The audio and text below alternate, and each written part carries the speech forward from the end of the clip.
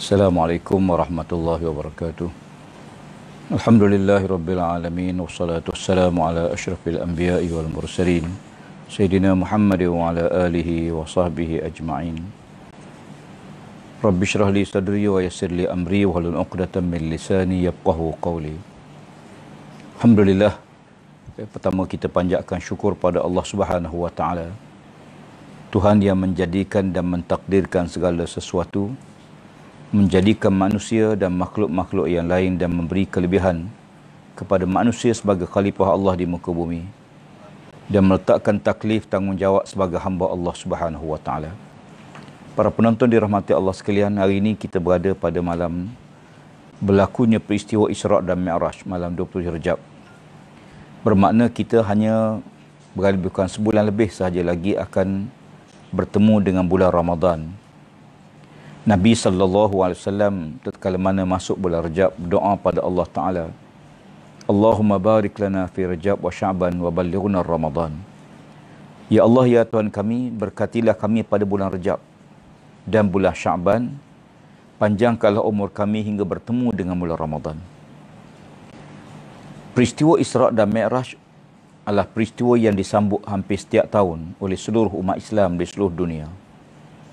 Walaupun ketentuan tarikh masih lagi menjadi perkara yang dibahas oleh para ulama yang berhubung dengan bilakah tarikh sebenar berlaku peristiwa Isra' dan Mi'raj. Namun apa yang penting kepada kita mungkin tidak sama dengan pada waktu berlakunya peristiwa tersebut. Di mana yang penting dalam peristiwa zaman Nabi SAW ialah peristiwa itu, bukan tarikhnya. Namun ketentuan tarikh tersebut merupakan perkara yang dibahas oleh para ulama, yang jelasnya dia berlaku sebelum berlakunya hijrah Nabi SAW ke Madinah Al-Munawwarah. Dan riwayat yang kuat mengatakan bahawa dia berlaku selepas berlakunya peristiwa Amul Khuzni, tahun duka cita. Nabi SAW berhadapan dengan kematian Abu Talib yang banyak melindungi Nabi walaupun tidak beriman dengan Nabi SAW. Dan Abu Talib menjadi pelindung kepada tindakan-tindakan melampau puak-puak Quraisy pada waktu itu. Kemudian berlaku kematian pada Khadijah binti Khuwailid radhiyallahu anha, isteri Nabi SAW. Dan kemudiannya berlaku pula kematian kepada Ibrahim. Ketiga-tiga peristiwa dianggap sebagai peristiwa yang mendukacitakan Nabi SAW. Ada yang mengatakan kematian Ibrahim berlaku kemudian, kerana Nabi SAW berkahwin dengan Maryah Qibtiyah di Madinah Al-Munawwarah, tidak di Makkah Al-Mukarramah. Apapun kepada kita, Amul Khuzni, tahun duka cita, berlaku kerana kematian Khadijah dan kematian Abu Talib. Dan kemuncaknya bila berlaku penentangan puak-puak Quraisy kepada Nabi SAW. Apa yang penting kepada kita semua ialah bagaimana Allah Subhanahu wa taala menjadikan peristiwa Isra' dan Mi'raj ini sebagai satu peristiwa penting, di mana Allah Ta'ala berfirman, Subhanallazi, Bismillahirrahmanirrahim, Subhanallazi asra bi'abdihi lailan minal masjid haram ilal masjid aqsa allazi barakna hawlahu linuriyahu min ayatina innahu huwas-sami'ul basir.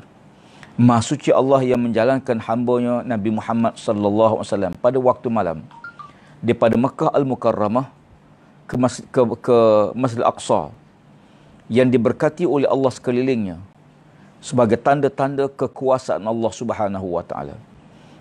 Sesungguhnya Allah Taala Maha mendengar dan Maha melihat serta Maha mengetahui apa yang berlaku.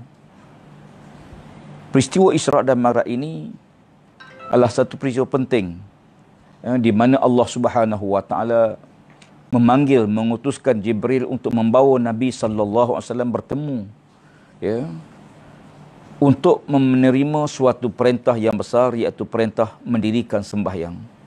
Semua ibadah-ibadah lain diturunkan oleh Allah Ta'ala melalui Jibril AS, kecuali peristiwa sembahyang. Allah Ta'ala menyuruh Nabi, meminta Nabi sendiri menerima ibadah perintah sembahyang tersebut, menunjukkan betapa pentingnya ibadah sembahyang, hingga disebut dalam hadis, as-salatu imaduddin, faman aqamaha faqad aqamaddin, wa man tarakaha faqad hadamaddin. Sembahyang itu tiang agama. Sesiapa yang mendirikan sembahyang, maka dia mendirikan agama. Sesiapa yang meninggalkan sembahyang, dia telah meruntuhkan agama.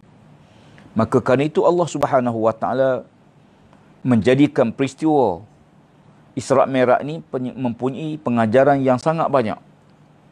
Yang pertama, sebelum Nabi SAW menghadap Allah Subhanahu Wa Taala, ya, maka Nabi SAW dibersihkan dahulu. Ya, dibelah dadanya oleh malaikat, dikeluarkan kekotoran. Ya, sebagai satu pengajaran penting bahawa kita sebelum kita bertemu dengan Allah Subhanahu Wa Taala, sembahyang, berdoa, munajat dan sebagainya, kita perlu membersihkan diri kita. Ya, kerana kebersihan diri ini merupakan satu perkara yang menjadi tanggungjawab taklif kepada kita semua. Ya, membersihkan daripada najis, ya, kekotoran yang menyebabkan tidak sah suatu ibadah. Ya, juga membersihkan jiwa kita daripada sifat-sifat yang mazmumah, sifat-sifat tercela. Ya, sifat-sifat dengki, hasad dengki, iri hati dan sebagainya. Yang kedua, Allah Subhanahu Wa Taala membawa Nabi SAW daripada Mekah Al-Mukarramah pergi ke Masjid Al-Aqsa di Palestin, menghubungkan di antara masjid dengan masjid. Dan hari ini kita berada dalam keadaan, ya, seluruh dunia berdepan dengan wabak coronavirus, ya, ataupun COVID-19, yang merupakan satu ujian besar, ya, kepada umat manusia seluruhnya. Kerajaan telah pun menguatkuasakan perintah, ya, supaya tidak keluar rumah, ya, berada dalam rumah masing-masing, ya, tidak bebas keluar bergaul dengan masyarakat sebagaimana biasa, ya, kecuali dalam keadaan yang sangat terdesak, dalam keadaan yang terkawal. Tu terang saya sebut bahawa kebimbangan saya pada waktu ini, kalau sekiranya minta lindung pada Allah Subhanahu Wa Taala. Hari ini kita umat Islam tentulah rasa duka cita sedih bila mana, ya, azan sembahyang jemaah di masjid di surau terpaksa, ya, dibuat suatu arahan untuk dihentikan sementara waktu. Ya, sembahyang di rumah masing-masing, berjemaah di rumah masing-masing, hidupkan suasana ibadah di rumah masing-masing. Ya, tentu kita sebagai umat Islam merasa sedih. Tetapi kalau sekiranya kita tidak mengawal diri kita, keluarga kita, ya, masyarakat kita yang bebas keluar, berjumpa, bergaul macam biasa, saya sangat bimbang, ya, bagaimana nanti kita menghadapi bulan Ramadan yang hanya lebih kurang sebulan saja lagi. Ya, saya tak boleh bayangkan bagaimana nanti kalau sekiranya masjid-masjid kita sudah tidak boleh lagi memberikan sembahyang tarawih. Ya, tidak ada lagi suasana bazar Ramadan. Ya, tidak ada lagi suasana umat Islam ziarah menziarahi, kunjung mengunjung. Ya, tidak ada lagi suasana ibadah di Mekah Al-Mukarramah. Ya, tempat berlakunya Isra' dan Mi'raj. Kita boleh bayangkan kalau Ramadan setiap tahun berjuta umat Islam yang pergi mengerjakan ibadah Ramadan. Ya, mereka seronok bergembira berpuasa Ramadan. Satu nikmat yang besar di Mekah Al-Mukarramah. Tapi bayangkan kalau sekiranya, ya, suasana COVID ini tidak dapat diatasi. Ya, semoga Allah Ta'ala melindungi kita semua. Ya, semoga Allah Ta'ala menghapuskan wabak ini.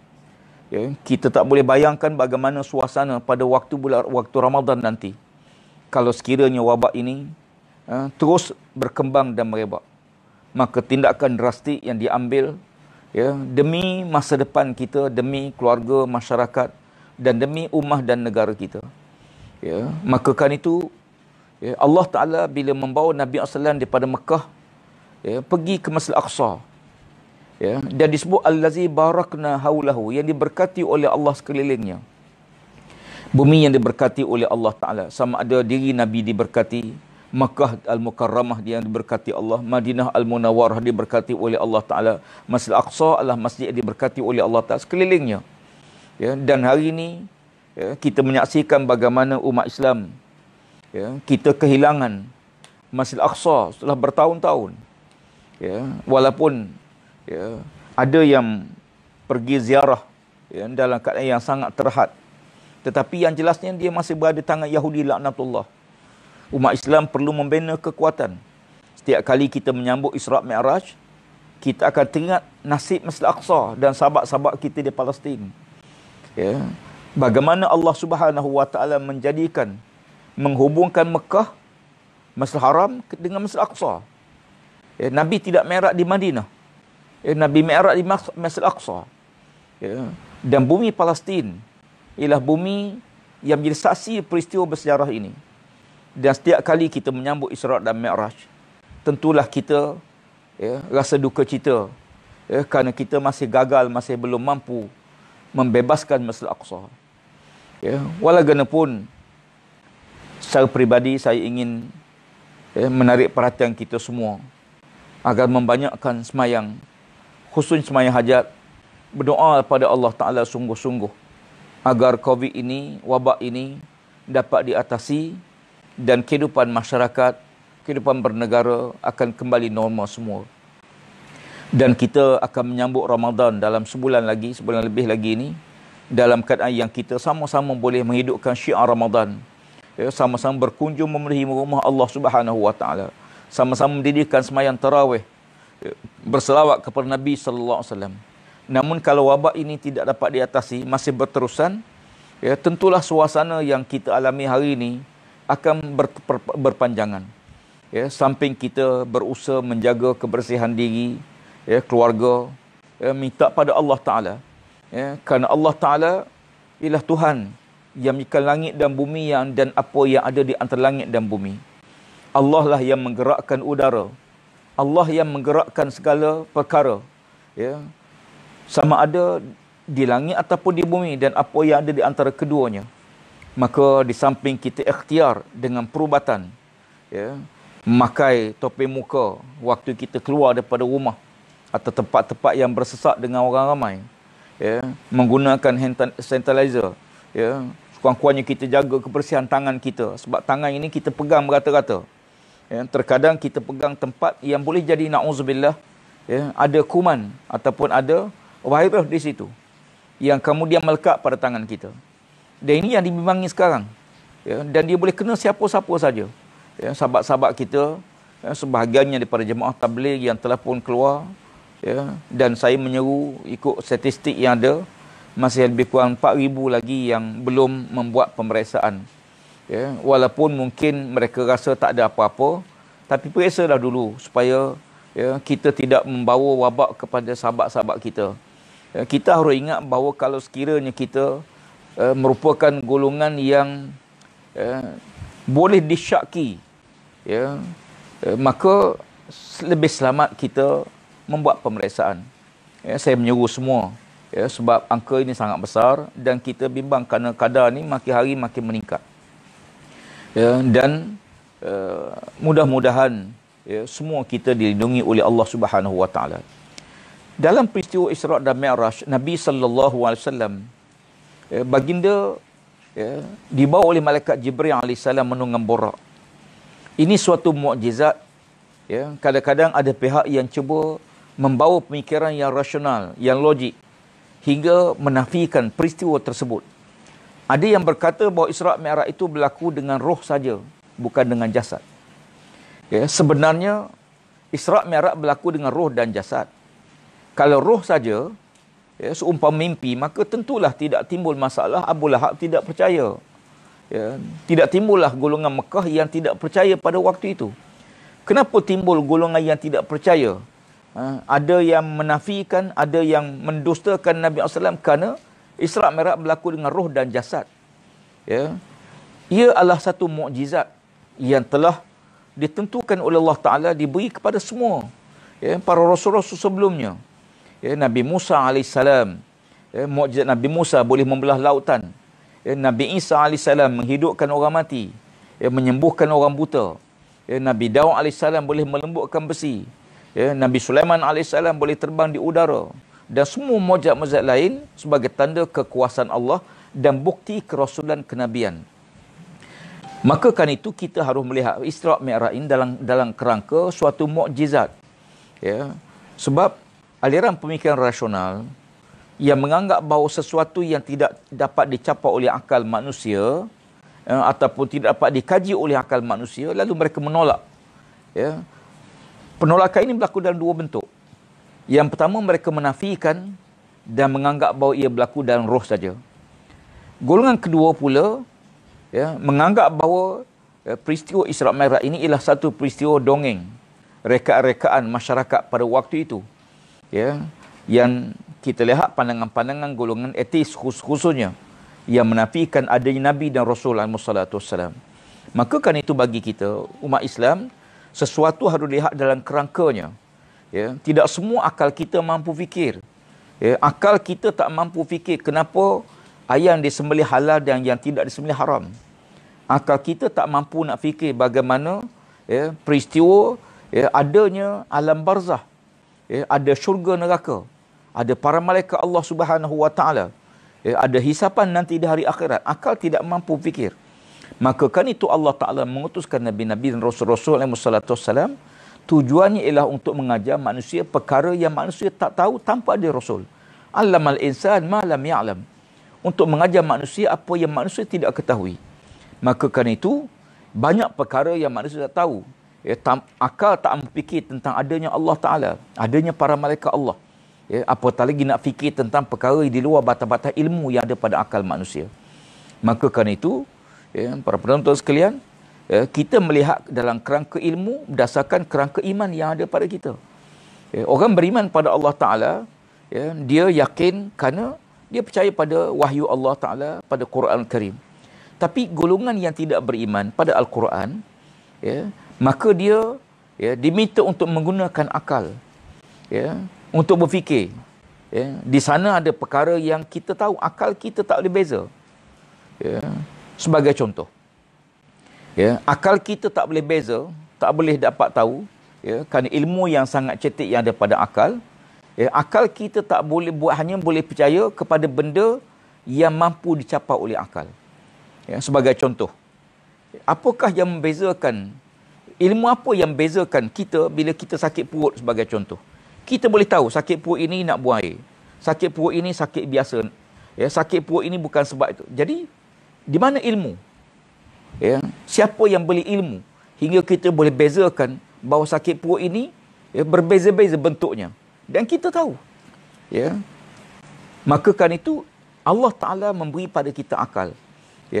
Ada benda yang kita beriman kerana kita tengok. Umpama kita beriman adanya pen kerana kita boleh pegang. Tetapi ada perkara yang kita boleh percaya kerana kita nampak, tapi ada yang tak nampak. Angin, kita percaya tak nampak oleh akal, oleh mata manusia, tapi kita merasainya. Tapi akal tu sendiri, di mana kita nak beza? Daripada mana akal itu? Hebat ciptaan Allah Subhanahu Wa Taala. Maka kan itu Isra' Mi'raj hendak dilihat dalam kerangka yang benar sebagai satu mukjizat.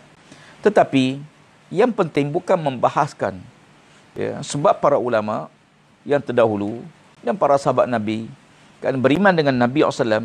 Lalu yang penting ialah apa pengajaran daripada peristiwa Isra' Mi'raj.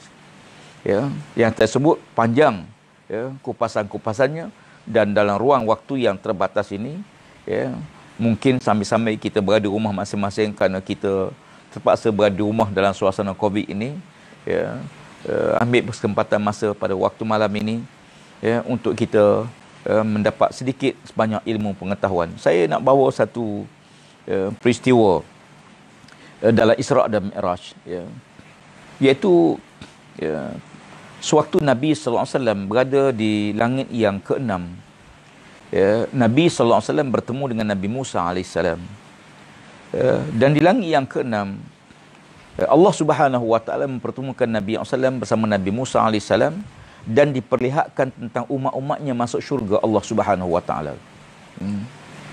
Dan pada waktu itu Nabi SAW melihat ada nabi-nabi yang masuk syurga bersama umatnya. Ada nabi yang seorang saja umat masuk syurga bersama nabi tersebut. Ada yang 2 orang, ada yang 3 orang. Bahkan kebanyakan tidak lebih pada 10 orang masuk syurga bersama-sama nabi tersebut.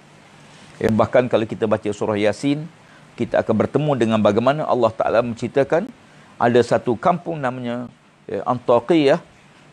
Ia disebut bahawa kampung tersebut diutuskan oleh Allah Ta'ala 3 rasul dalam satu masa. Fa'azzazna bisalis, kami tambah rasul yang ketiga. 3 orang rasul. Berapa orang beriman? Seorang beriman. Waja'a min aqsal maniti rajulun, seorang laki-laki yang beriman. Ya, ia dikatakan dia An-Najjar, seorang tukang kayu. Ya, yang beriman dengan Allah Ta'ala, walaupun Allah hantar 3 rasul. Ya, dan Nabi SAW diperlihatkan pada waktu itu satu jumlah yang ramai, dan Nabi menyangka dia umat Nabi Muhammad sallallahu alaihi wasallam. Ya. Lalu diberitahu oleh Jibril alaihissalam, ya Rasulullah, itulah umat Nabi Musa alaihissalam, ia masuk syurga bersama-sama dengan Nabi Musa alaihissalam. Kemudian hilang rombongan tersebut, muncul satu kumpulan yang sangat ramai. Ramai sangat. Lalu diberitahu oleh Jibril alaihissalam, ya Rasulullah, itulah umatmu, ia akan masuk syurga bersama-sama dengan kamu. Ya. Lalu menangis Nabi Musa alaihissalam kerana dia menyangka bahawa umat dia paling ramai. Rupanya umat Nabi Muhammad SAW paling ramai.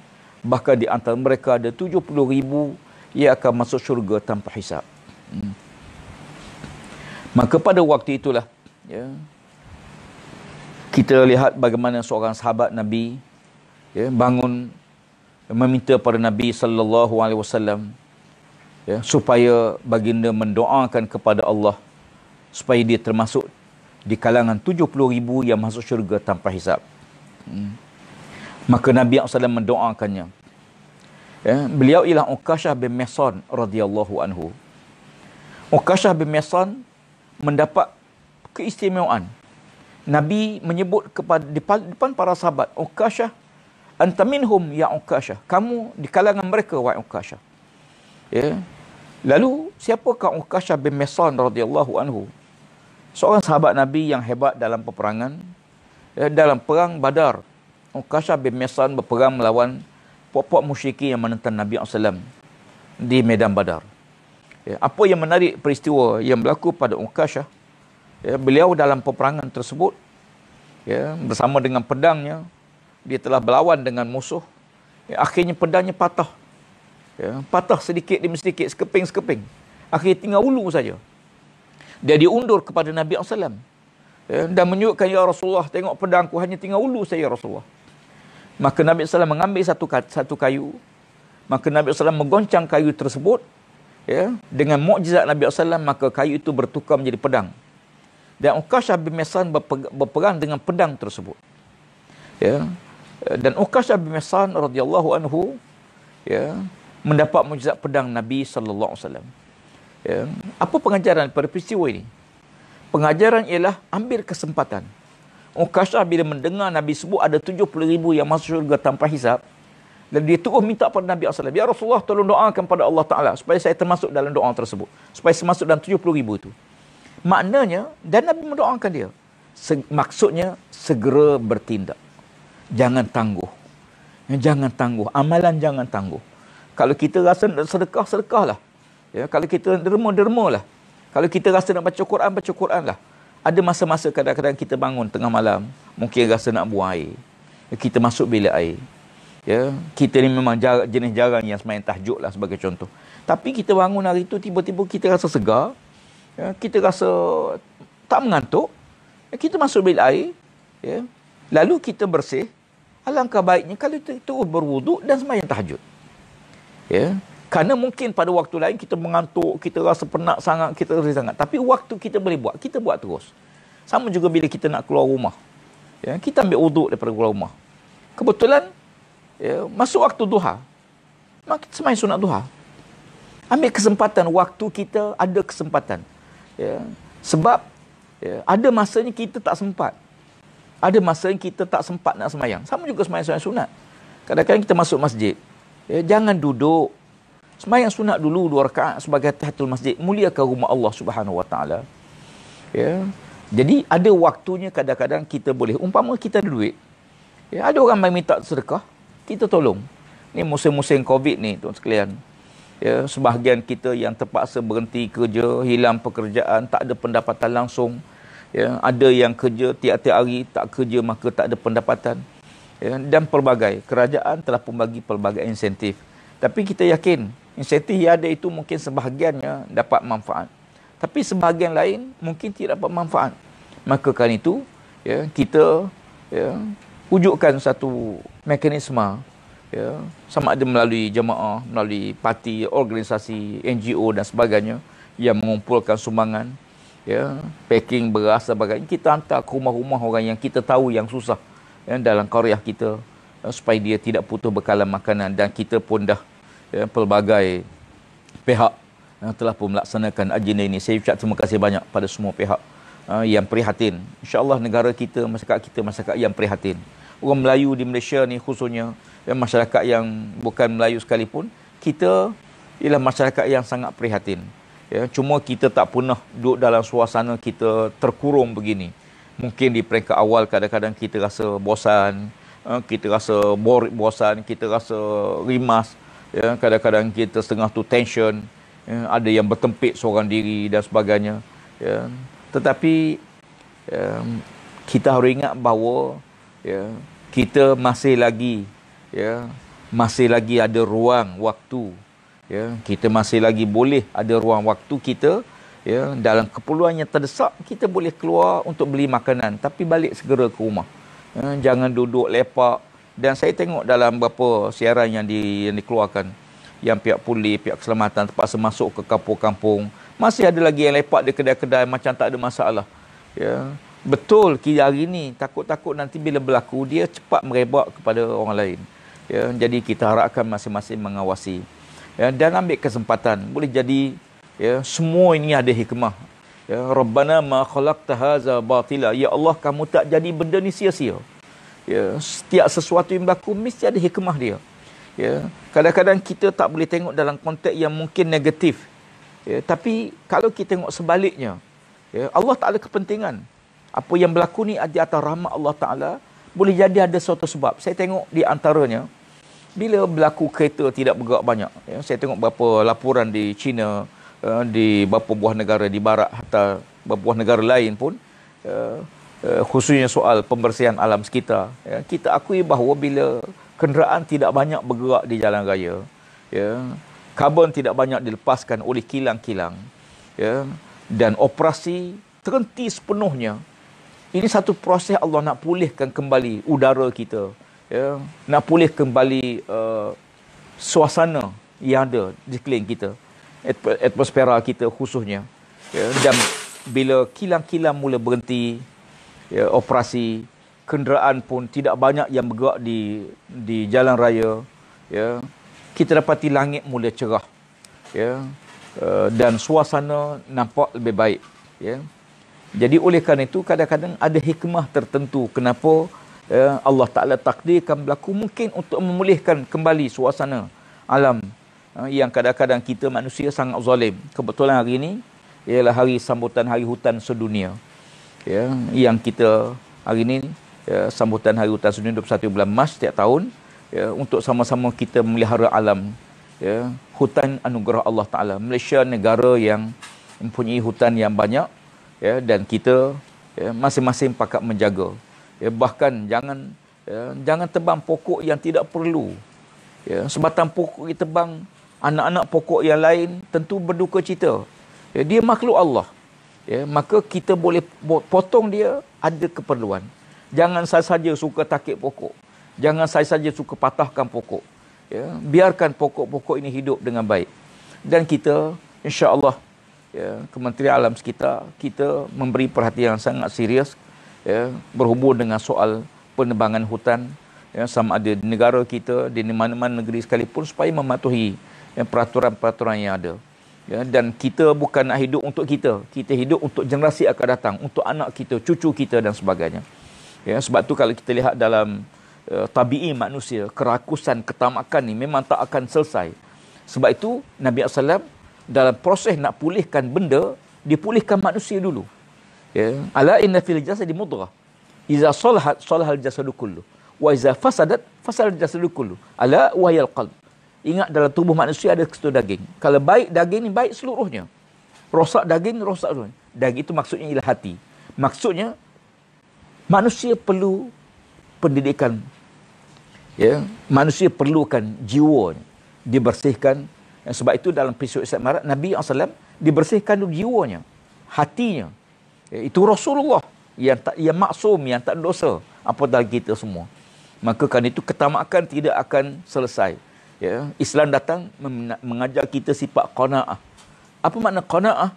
Berpada dengan rezeki yang Tuhan bagi, jangan buat yang haram, jangan langgar yang batas-batas dibenarkan.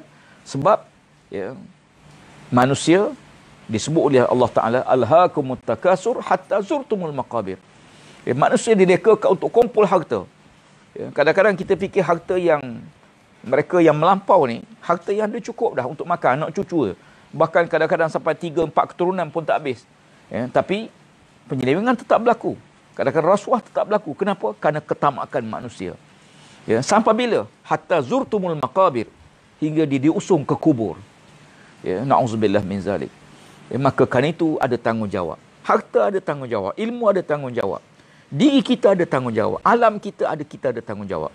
Kita perlu melihara ya, dengan batas-batas sebagai khalifah Allah di muka bumi. Ya, ini amanah Allah Ta'ala kepada kita. Ya, kita sembahyang, kita menghadap ke arah Kaabah, ke arah kiblat. Ya, menuju Kaabah. Ya, direction kita jelas. Demikian juga hidup kita perlu berjalan di atas landas yang betul. Kita doa pada Allah setiap kali kita sembahyang. Ihdinas siratal mustaqim. Ya Allah, tunjukkanlah kami berjalan yang lurus, jalan yang betul. Bukan betul ikut otak kita, bukan betul ikut nafsu kita, tapi betul dengan kehendak Allah Subhanahu Wa Taala, pencipta kita. Kerana nafsu kita, ya, tentu kita rasa betul walaupun akal kita kata tak betul. Ya, sebab itu Allah Taala ya, menyebut dalam Quran, wa anna hadza sirati mustaqiman fattabi'uh. Ini jalanku yang lurus. Ya, saya melihat bahawa suasana Isra' Mi'raj ini ialah suasana mendidik jiwa kita. Ya, kepada benda yang semua kita akan pergi. Semua orang akan mati. Semua akan dimasuk kubur. Semua manusia akan dibangkitkan nanti di hari akhirat. Semua kita dihisap satu persatu. Ma li hadzal kitab la yughadiru saghiratan wala kabiratan illa ahsaha. Kita apakah ini ya Allah? Semua tertulis, kecil besar semua ditulis oleh Allah Subhanahu Wa Taala. Para penonton sekalian, kita akan dibangkitkan di hari akhirat. Kita akan dihisap oleh Allah Subhanahu Wa Taala. Mungkin ajal kita, kematian kita akan sampai, ya, sampai waktu setiap kita akan meninggal dunia. Tapi biarlah ya, pahala kita tidak mati dengan matinya kita. Ya, biar pahala kita, walaupun jasad kita mati, tapi jangan pahala kita mati dengan matinya kita. Maka buatlah sesuatu. Saya melihat hadis Nabi SAW. Nabi kata, kalau kamu dengar ya, langit nak runtuh kiamat, ya, dan kamu pada waktu sedang nak tanam pokok, tanamlah pokok tersebut. Nabi suruh tanam pokok. Kenapa tanam pokok?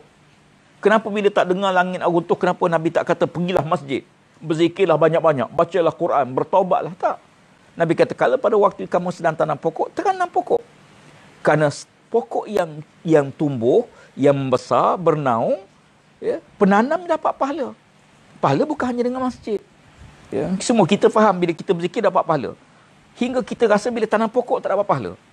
Ya, padahal kita tanam pokok juga memberi pahala pada kita. Ya, ma min muslim yazra'u zar'an aw ma muslim yaghrisu gharsan aw yazra'u zar'an fayakulu minhu tayran aw bahimatan aw insanan illa kana bi sadaqah atau kama qala. Mana-mana orang Islam kata Nabi, tanam pokok yang melata, yang menjala atau pokok yang berbatang, maka dia dimakan oleh burung, oleh binatang. Ya, binatang ataupun dimakan oleh burung atau dimakan oleh manusia. Ada burung hinggap, ada binatang yang makan. Semua tu dia bagi pahala sedekah oleh Allah Subhanahu Wa Taala. Jangan anggap buat masjid dapat pahala hingga tanam pokok tak rasa pahala. Jangan anggap bahawa kita membiarkan kekotoran itu kita rasa tak berdosa.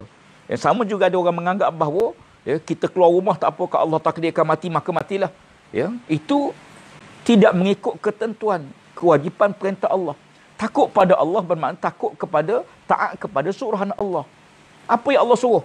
Wala tulqu bi aydikum ila tahlukah. Jangan kamu campakkan diri kamu ke lembah kebinasaan. Jangan campakkan, jangan biar. Inna li rabbika 'alaika haqqan wa li ahlika 'alaika haqqan wa li nafsika 'alaika haqqan fa'ti kulli haqqin haqqahu atau kama qala. Nabi asal sebut, sesungguhnya kamu dengan Allah ada hak. Tubuh kita ada hak Allah. Apa hak Allah pada kita? Ya, mentaati perintahnya, menjauhi larangannya. Apa hak isteri kita, keluarga kita pada kita? Tubuh kita ada hak isteri. Tubuh kita ada hak anak-anak. Dan tubuh kita ada hak kita. Bila sakit, kena makan ubat. Ya, kena selimut kalau sejuk. Ini hak tubuh. Maka kita kena jaga. Ya, maka jangan kita menganggap bahawa tak apalah kalau Allah takdirkan berlaku, maka berlaku. Memang kita kena lari takdir Allah Ta'ala, tak ada apa elak. Tetapi, la yuraddul qadha illa bid-du'a. Tidak akan tertolak qadha melainkan dengan doa. Usaha ikhtiar wajib. Sebagaimana kata Sayyidina Umar Khattab, aku lari pada satu ketentuan Allah, takdir Allah kepada takdir yang lain. Pernah satu hari Nabi SAW lalu ya, di bawah satu kawasan gua.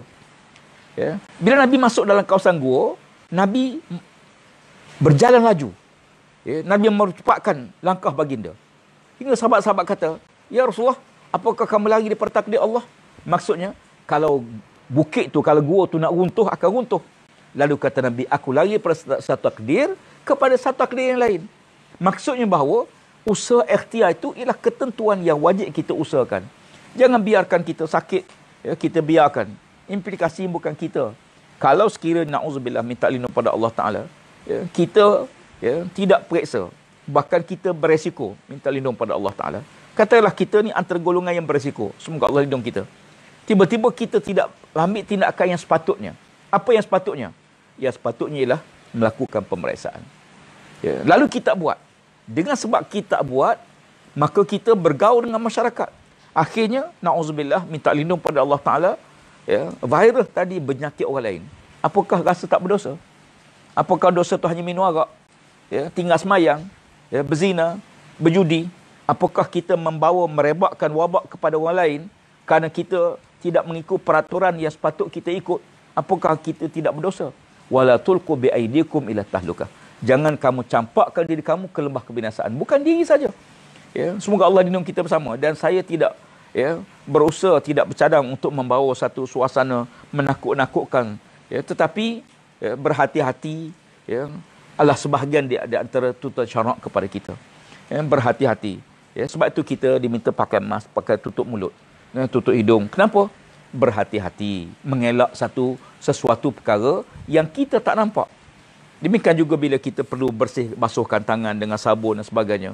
Ya, ada orang kadang-kadang tegur. Sikit-sikit, cuci. Tapi sebenarnya, tindakan mengelak sesuatu mudarat itu kan dituntut oleh syarak.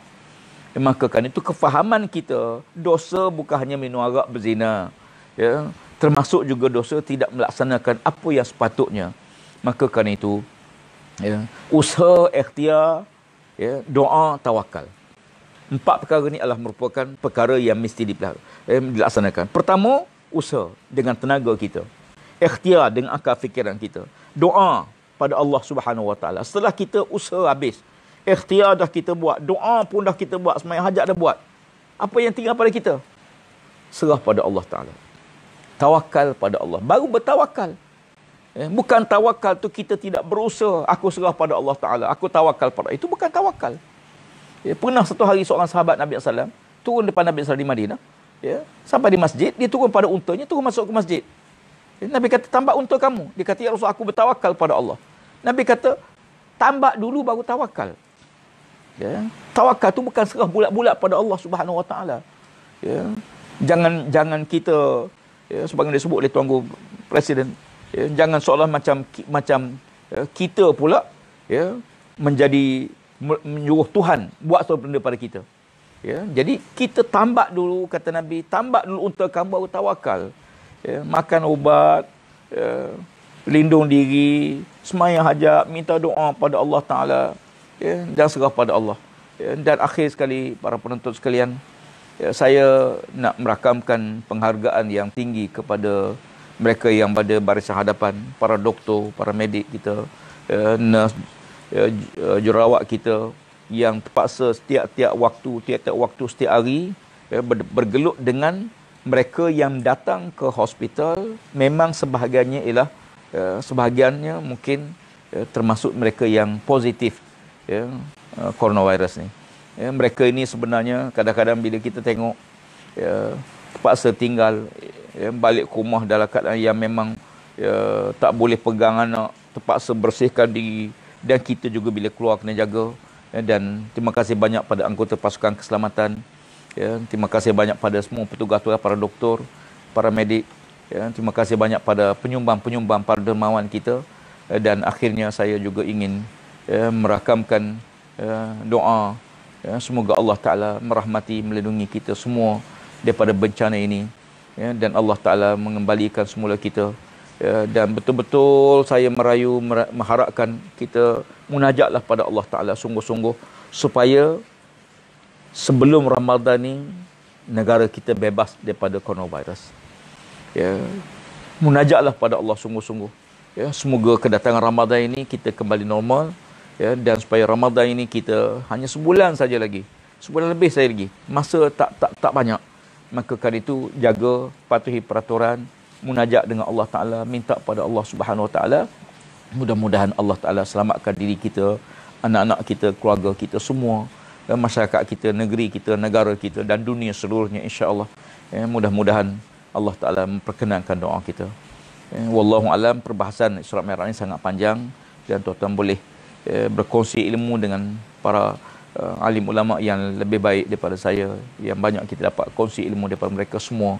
Semoga kita dirahmati Allah. Aqulu qawli hadza, astaghfirullahalazim li wa lakum. Wassalamualaikum warahmatullahi wabarakatuh.